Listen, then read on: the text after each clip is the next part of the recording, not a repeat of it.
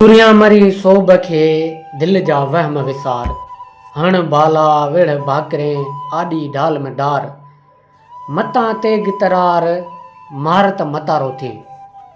दोस्तो ही उहो दौर आहे जॾहिं सिंध जी तारीख़ ॿोली तहज़ीब सुञाणप ऐं शाइरीअ वॾी तरक़ी कई।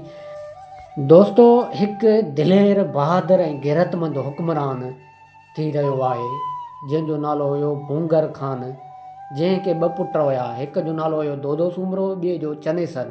आउं अव्हांखे ॿुधाईंदुमि त दोदे जी बहादुरी ऐं चनेसर जी बुज़दिली। जॾहिं भूंगर खान वफ़ात करे वियो त हाणे उन्हनि ॿिन्ही पुटनि में तज़ाद थी वियो, दोदे सूमरे ऐं चनेसर में। चनेसर जेको हुयो बुज़दिल हुयो, माना हराम पायूं घणियूं कंदो हुयो। जेको दोदो हुयो उहो वरी दिलेर हुयो, बहादुर हुयो ऐं पंहिंजे वतन सां मतिलबु वफ़ादार हुयो।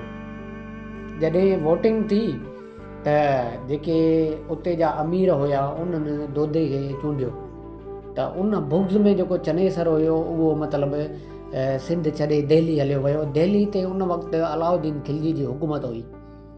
हीअ वञी उते अलाउद्दीन वटि पहुतो ऐं हुनखे ॿुधाईं त बाबा मुंहिंजे जेको भाउ आहे नंढो, उन मुंहिंजी माना तख़्त खसी आहे ऐं मूंखे हाणे उहा वापसि वठाए ॾियो। हुनखे तरह तरह जूं अलाउद्दीन खिलजी खे लालचूं ॾिनई। हुनखे चई त मुंहिंजी भेण बि आहे भागल, वॾी हसीन सुहिणी आहे, अहिड़ी कंहिं मुल्क में न हूंदी। मतिलबु अहिड़ियूं लालचूं ॾिनईसि दौलत जूं।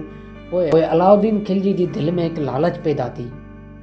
हुन अची सिंध ते काह कयो, चनेसर सां गॾु अची करे काहो कयईं।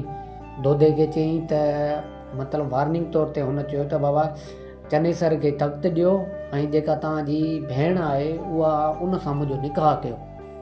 हाणे पहिरीं ॻाल्हि त जेका तख़्त वारी ॻाल्हि उहा दोदे सूमरे खे सम्झ में आई थिए, पर जेका ही गैरत वारी ॻाल्हि, इज़त जी गैरत जेका हिन जी भेण वारी ॻाल्हि हुई उहा हुन मतिलबु क़बूल न कई।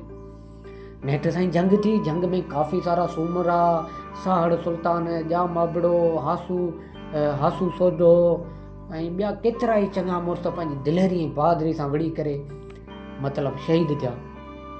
हिन जंग में जेको सभ खां वधीक जेको भरजलो ऐं दिलेर जेको माण्हू हुयो उहो दोदो सूमरो हुयो। हिन केतिरनि ई मतिलबु आधार जे आसरे ते माण्हू हिन जे लाइ जंग विड़िया ऐं शहीद थी विया। हाणे दोदे ॾिठो त हाणे ॻाल्हि माना ॻरी थी वई आहे, हाणे मूंखे ई लड़णो पवंदो। त हू संदरो वधी मैदान में लथो ऐं एतिरी त बहादुरी सां विड़ियो पंहिंजे वतन ख़ातिर, पंहिंजी गैरत ख़ातिर, पंहिंजी सिंध धरतीअ ख़ातिर, जो मतिलबु हुनखे एॾा त भाला लॻा जो शहीद थी वियो। बाद में उहो ॿुधाईंदा त चनेसर खे अहसासु थियो, पोइ वरी माना जेको XYZ आहे, पर मां तव्हांखे ॿुधायां थो त माना जेको चनेसर हुयो उहो तमामु बुज़दिल माण्हू हुयो।